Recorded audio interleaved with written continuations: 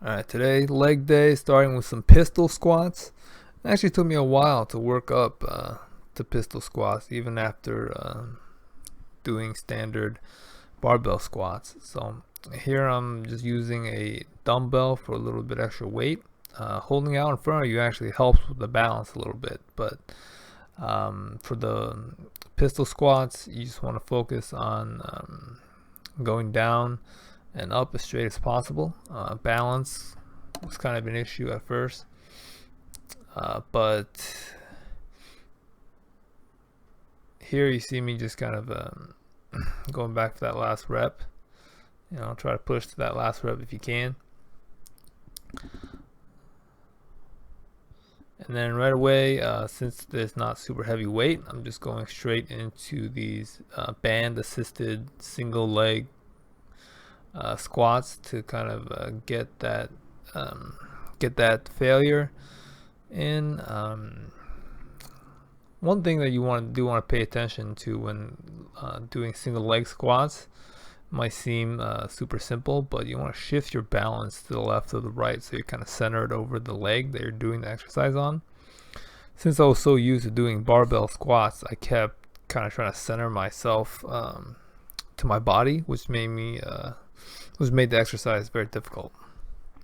But here, just doing the left leg, again, pistol squat. You can work on extending that leg all the way out, but you work on I'm still working on the flexibility and mobility a bit. So the pistol squats definitely help there. And if you've never done a pistol squat, they're quite difficult. I wouldn't start right at pistol squats if you haven't done anything similar. It took me a long time, a few weeks to kind of work up to it. I will start with these here. Have a band and have a surface to sit on.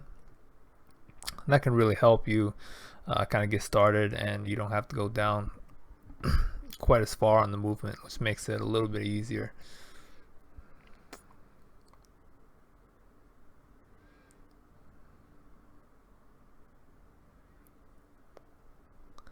Here, you're all done there, and you basically I do this 3 different sets, and you can see going from set to set, the number of reps going down. So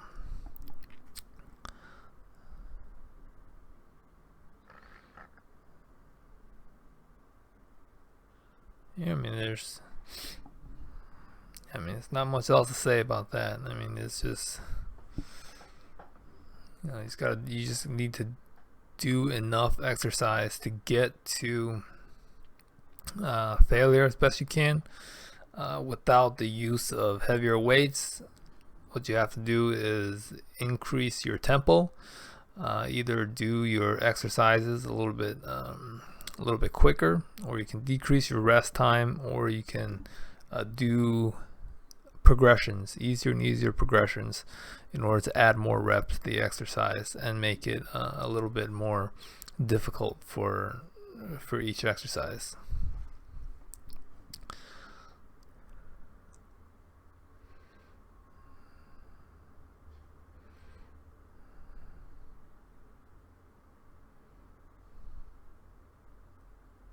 Yeah, these are getting pretty tough. So usually it's around this point, like where I'm kind of halfway to 75% through the first exercise, where I generally start to feel better. Before a workout, I generally feel pretty tired and lethargic, but it helps to push past that and kind of just get your daily workout in, because once you kind of get to this point where you're in your exercise a little bit, it's going to feel quite a bit better, and afterwards that's when you really feel like you accomplished something. So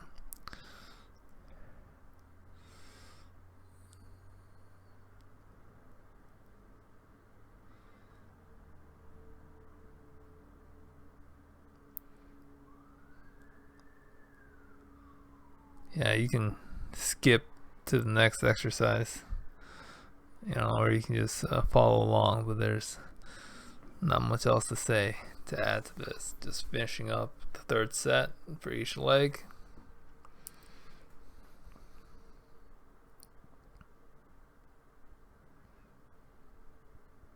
Yeah, I really started to lose my balance there at the end. So that's where the band really helps. Having that band there lets you kind of do the movement on your legs, the squat movement, quite a bit more than without that balance. So once again, it's just another tool to kind of help you get past or get closer to the point of failure. Because more often than not, your muscles have more endurance and more left in the tank. So you're trying to get as much of that out in each rep, in each exercise, and each workout to get the best results, get improvement day to day.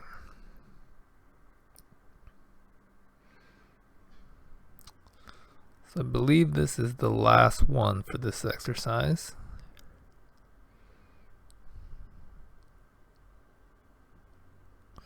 And doing single leg exercises generally is good for you.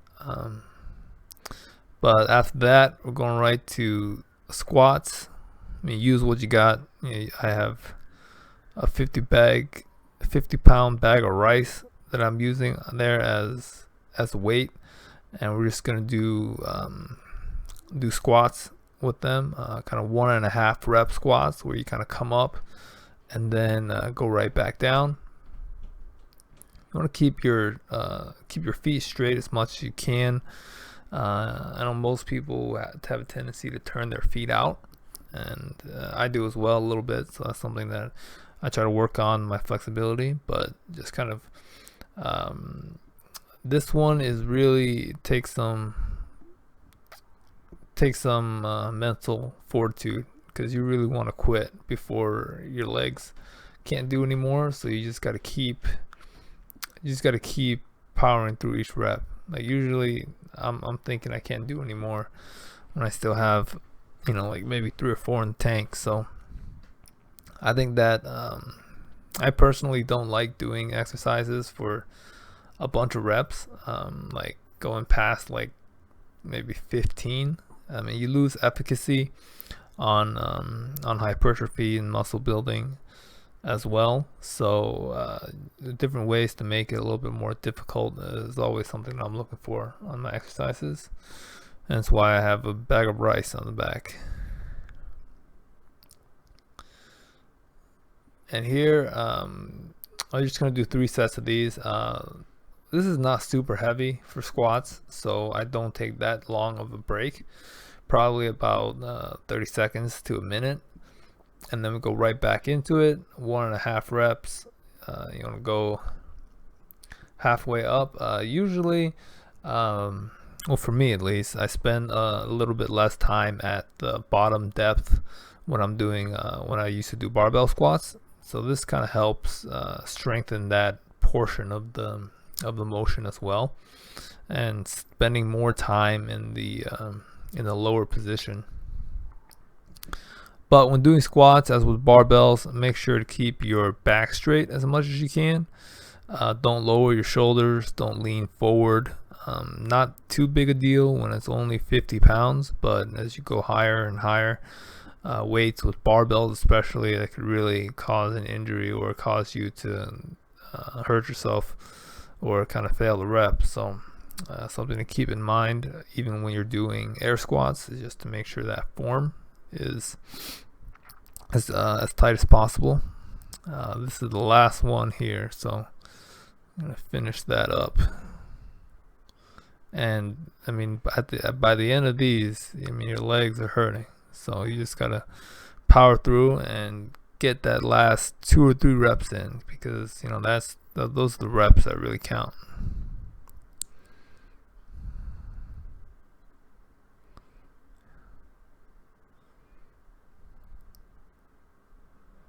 And here, just doing a little bit of plyometrics, doing like a bit of an explosive exercise to kind of finish it off. I don't do as much with this as I should, so I just kind of incorporate it at the end to kind of finish out the legs.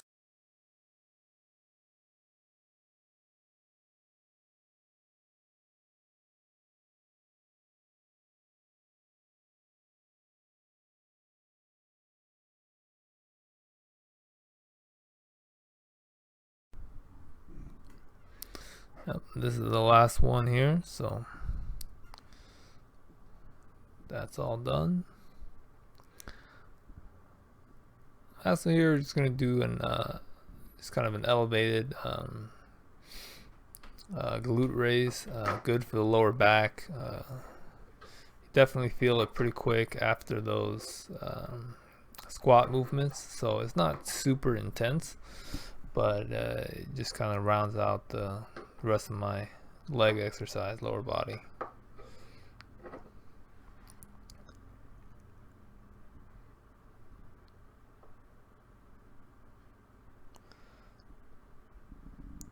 So I take pretty short breaks for this one here as well. Like I said, not a very intense or heavily loaded exercise. So the less intense an exercise is typically the shorter the rest time, in order to kind of keep that difficulty and overload up from session to session. But these go by pretty quick. And then that's it for the leg exercise, and then we just finish it off with some ab work, some core workouts. I did the on lower body days. I try to do a little bit more upper body focused ab workouts, depending on how my legs feel. Here, just kind of a going from a lower to higher plank. It's a little bit more difficult, adding a little bit of dynamic movement to the plank, but I could probably stand to flatten out my body here for this exercise. So definitely pretty tired at this point, but something to keep in mind. I usually go for about a minute on each of these different core exercises.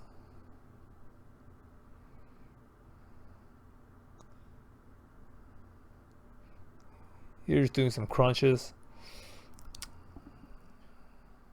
I actually find crunches to be quite difficult, but for these, don't try to sit all the way up, especially if it's elevated like this. If you just you want to just focus on the ab contraction on the upper abs, and then kind of curling the shoulder blades up off the mat or the surface you're doing them on.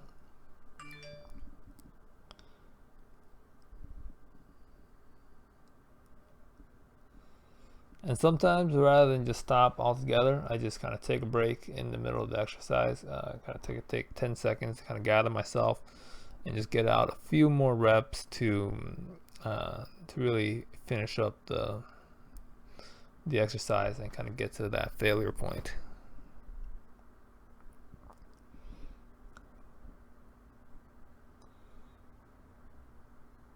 Now we're doing some side raises here.